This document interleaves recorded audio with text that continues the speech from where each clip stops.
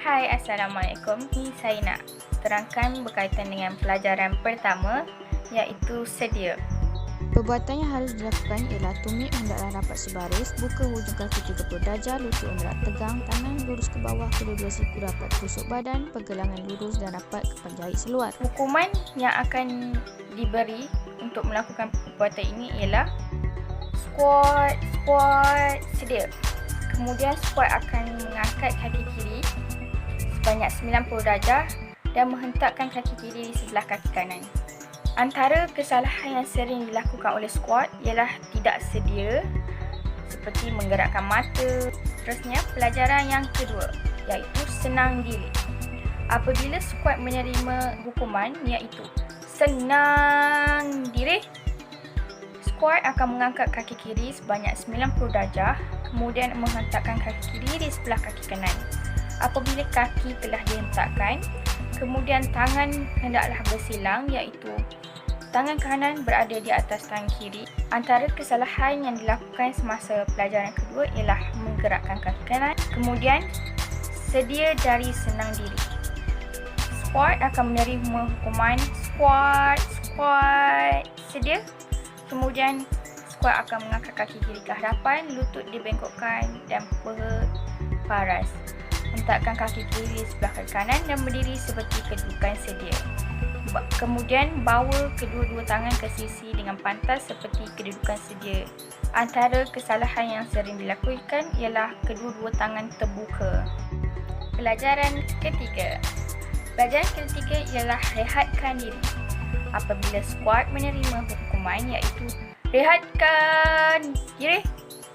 Oleh itu, squat akan membuat kiraan 1, 2, 3 seperti yang saya lakukan. Kemudian mengendurkan sedikit anggota badan dari pinggang ke atas tanpa menggerakkan kaki. Antara kesalahan yang dilakukan oleh squat ialah seperti menggerakkan kaki yang akan menyebabkan barisan tidak lurus. Pelajaran keempat, berbaris dalam 3 barisan. Apabila squat menerima hukuman iaitu 3 barisan di hadapan saya, gerak. Ahli-ahli akan berbaris dalam 3 barisan dengan jarak setiap barisan iaitu barisan hadapan, tengah dan belakang sebanyak 30 inci. Kemudian jarak di antara ahli kiri dan ahli kanan ialah 1 tangan. Kemudian ahli perlu berada dalam keadaan rehatkan diri. Pelajaran kelima iaitu meluruskan barisan. Pelajaran ini dibahagikan kepada 2 bahagian iaitu squat pertama dan squat kedua. Apabila hukuman diberikan iaitu ke kanan lurus, squat pertama akan mengangkat tangan kanan kemudian memandang ke kanan sambil menggenggamkan jari. Manakala squat kedua akan menghentakkan kaki kiri dan kaki kanan berturut-turut dan sambil meluruskan barisan. Dan pastikan squat tersebut boleh melihat 2 ahli selang daripadanya. Antara kesalahan yang dilakukan dalam pelajaran ini ialah ahli tidak mengangkat tangan dan kaki dengan paras.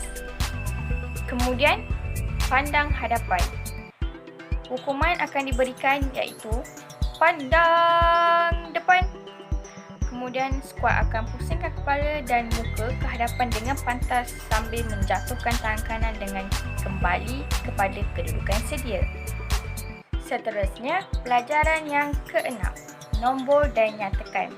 Apabila squat menerima hukuman nombor, barisan hadapan sahaja akan membuat kiraan bilangan nombor dengan nyaring dari kanan ke kiri, bermula daripada 1 sehingga selesai. Pelajaran yang ketujuh, iaitu buka dan tutup barisan. Pelajaran ini dibahagikan kepada 3 pergerakan iaitu squat pertama, kedua dan ketiga. Tetapi saya hanya akan melakukan pergerakan squat pertama iaitu bagi barisan hadapan. Apabila squat menerima hukuman, buka barisan, gerak.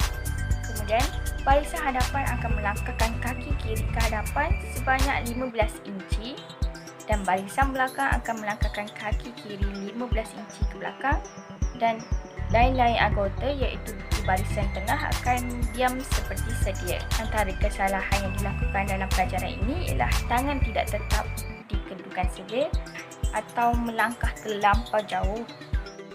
Seterusnya, pelajaran yang ke-9 iaitu berpusing dan berpusing separuh. Pelajaran ini dibahagikan kepada dua pergerakan, iaitu squat pertama dan squat kedua. Seterusnya, squat akan menerima hukuman untuk menghadap ke hadapan. Squat akan menghadap ke hadapan, pusing. Kemudian, squat pertama dengan pantas, pusingkan kepala, bahu dan badan sebanyak 180 darjah mengikut arah jam. Manakala squat kedua akan membawa kaki kiri ke hadapan, lutut bengkok paha paras. Pada masa yang sama, squat kedua akan menghentakkan kaki kanan dan kaki kiri dan kembali ke dalam keadaan sedia. Seterusnya, pelajaran yang ke-10, bersurai dan keluar baris. Apabila squat menerima hukuman keluar baris, maka squat hendaklah membuat pergerakan ke kanan pusing, kemudian berjalan 3 langkah ke hadapan dan terus berjalan bersendirian keluar daripada tempat berkumpul. Perbezaan antara hukuman bersurai dengan keluar baris ialah apabila squat menerima hukuman bersurai, maka tamatlah aktiviti latihan pada hari tersebut. Jika mendapat hukuman keluar baris, maka squat hanya dibenarkan untuk rehat dan akan kembali semula ke padang kawat. Seterusnya, pelajaran 12 iaitu berjalan dalam masa cepat. Hukuman akan diberikan mengikut kedudukan IC Platon. Jika bahu kiri berhadapan dengan IC Platon, maka dari kiri cepat jalan, atau sebaliknya dari kanan cepat jalan. Seterusnya, setelah menerima hukuman, squat akan melangkahkan kaki ke hadapan 30 inci dan tangan akan lenggang dengan lenggangan ke hadapan yang selalu lurus dan tangan di belakang hendaklah lurus sejauh mana yang boleh. Kemudian, pelajaran 12 yang kedua iaitu berhenti dari cepat jalan. Pelajaran 12 yang kedua ini dibahagikan kepada 3 pergerakan, iaitu squat pertama, kedua dan ketiga.